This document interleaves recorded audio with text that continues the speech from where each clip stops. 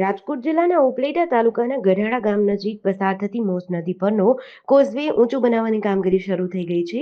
ચોમાસા દરમિયાન મોજ ડેમમાંથી પાણી છોડવામાં આવતા મોજ નદી પરનો કોઝવે પાણીમાં ગરકાવ થઈ જતો હતો. સ્થાનિકોની રજૂઆત અને મીડિયા દ્વારા પ્રસિદ્ધ અહેવાલને પગલે સરકારે કોઝવે ઊંચો બનાવવાની મંજૂરી આપી હતી.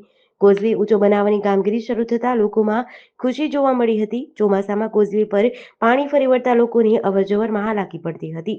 કોઝવે બનવાની કામગીરી શરૂ થતાં સ્થાનિકોએ એકબીજાને મીઠાઈ ખવડાવી હતી. તાલુકાના પૂર્વ સરપંચ ગઢાળા ગામના નારાયણભાઈ આહિર આજે છેલ્લા 4 વર્ષથી સતત નવા પુલ બાબતની અમે રજૂઆત કરતા હતા. ત્યારે આ પુલ મીડિયા છેલ્લા 4 વર્ષથી એક ધારો સતત ચલાવેલ હોય, જેથી અમે મીડિયા તમામ ચેનલોને અખબારોને ખૂબ ધન્યવાદ પાઠવીએ છીએ.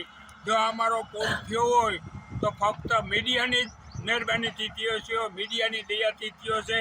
બાકી અવારનવાર રજૂઆત અને અમારી રજૂઆત પછી સરકારે સાંભળેલ હોય, જેથી અમે મીડિયાનો ખૂબ ખૂબ આભાર માનીએ છીએ. તેમજ અધિકારીઓએ પણ અમારું કામ તાત્કાલિક કરાવેલ છે, જેથી આજે આ કામ અમારું શરૂ થઈ ગયેલું હોય. તેથી અમે ગામ લોકોને પેડા વેચી, મીઠાઈ વેચી અને ખૂબ જ અનુભવ કરેલ છે. હું ગઢાળા ગામનો રહેવાસી મકવાણા શામજીભાઈ ઝીણાભાઈ મારું નામ છે. અમે આજે સતત 4-5 વર્ષથી આ રજૂઆત કરવા કરી હતી. અમે આ પુલની નવા પુલની રજૂઆત કરી હતી. અત્યારે અમારે એનો સુખદ અને નિર્ણય આવ્યો છે અને અમારું પુલ યુદ્ધના ધોરણે ચાલુ થઈ ગયું છે. અને મીડિયાના માધ્યમથી અમે આ 4 વર્ષથી આ પ્રતિક્રિયા આપતા હતા. મીડિયાના માધ્યમથી મીડિયાએ અમારું બહુ સારું કામ કર્યું છે અને મીડિયાએ છે સરકાર સુધી આ વાત પહોંચાડી છે. અને સરકારે આ વાત ધ્યાનમાં લઈ અને અમારો નવો પુલ અત્યારે મંજૂર કર્યો છે અને યુદ્ધના ધોરણે કામ પણ ચાલુ કર્યું છે. અને અમારા ગઢાળા ગામમાં અત્યારે એવું ખુશીનો આનંદ છે કે અમે મીઠાઈ વેચી અને બધાને આનંદ અનુભવી છીએ. અને અમારા પૂર્વ સરપંચ નારાયણભાઈ આહિર છે, તેમને બહુ જ આમાં ખાસ ધ્યાન આપ્યું છે.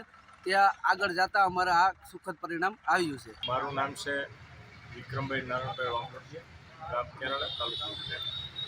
આજરોજ જે આપણે ગઢાળાનો જે પુલ મંજૂર થઈ ગયો, કામ પણ ચાલુ થઈ ગયું છે. તો અવારનવાર એટલે રજૂઆત જે પૂર્વ સરપંચ નારાયણભાઈ આહિરે બહુ રજૂઆત કરી અને લગભગ મીડિયાવાળા, આમ તો હું મીડિયાવાળાને ધન્યવાદ આપું છું એટલા માટે કે મીડિયાવાળા સતત રસ્તા બંધ હોય તો પણ ચાલુ વરસાદે મીડિયાવાળા આવી અને પરિસ્થિતિને ધ્યાનમાં રાખી અને ખૂબ મહેનત કરી છે. તો મીડિયાવાળાને ધન્યવાદ આપું છું. અને અમારે પણ એક જોડતો રસ્તો થઈ ગયો છે. તો આ પુલ છે દરેક ગામને અવરજવર કરવા માટે કાયમી બહુ લાભ થાય. ડીસી ન્યૂઝ સાથે વિપુલ ધામેચા, ઉપલેટા.